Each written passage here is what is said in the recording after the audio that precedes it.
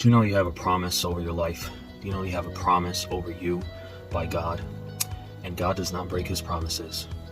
See, this psalm, Psalm 2, looks back at the promises that God made to David, but it also looked ahead to the promise of Jesus Christ, the Son of God, who was to come to the earth.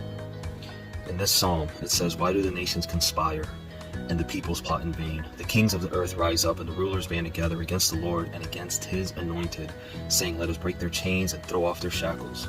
But the one enthroned in heaven laughs. The Lord scoffs at them." See, the enemy may try to plot against God's people, against God's anointed, but the one seated on the throne, the one in heaven, God, he just laughs, because God has a promise. God had a promise over David, and God also had a promise over his Son, Jesus Christ. God also has a promise over his people. God has his promise over you as well. It says here, he rebukes them in his anger and terrifies them in his wrath, saying, I have installed my king on Zion, my holy mountain. God is the one who installed the king. And if God put the king there, there is no one, there is no enemy that is able to remove him from his place. That's one thing that we have to remember. If God put you in a place, if God set you in a particular church, in a ministry, God is the only one who could remove you from there. There is no scheme of the enemy. There is nothing that the devil can do that is able to remove you from the place that God has put you in. That is something that should encourage us, because in whatever struggles that we may have in our ministry, in our position, in the place that God has put us, we have to remind ourselves that, you know what, it is God who put us there.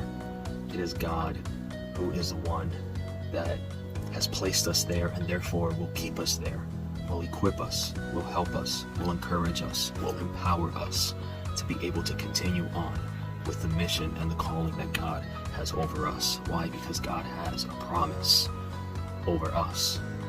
It says, I will proclaim the Lord's decree. He said to me, you are my son. Today I have become your father. Ask me and I will make the nations your inheritance, the ends of the earth your possession. You will break them with a rod of iron. You will dash them to pieces like pottery. Therefore, you kings, be wise. Be warned, you rulers of the earth. Serve the Lord with fear and celebrate his rule with trembling. Kiss his son or he will be angry, and your way will lead to your destruction. For his wrath can flare up in a moment. Blessed are all who take refuge in him. You see, the enemies around the king, they may have plotted, they may have schemed against him, but God warned them that they are not to go against his king. They are not to go against his anointed. They are not to go against his son. They are not to be going against him whatsoever, because God is the one who placed him there.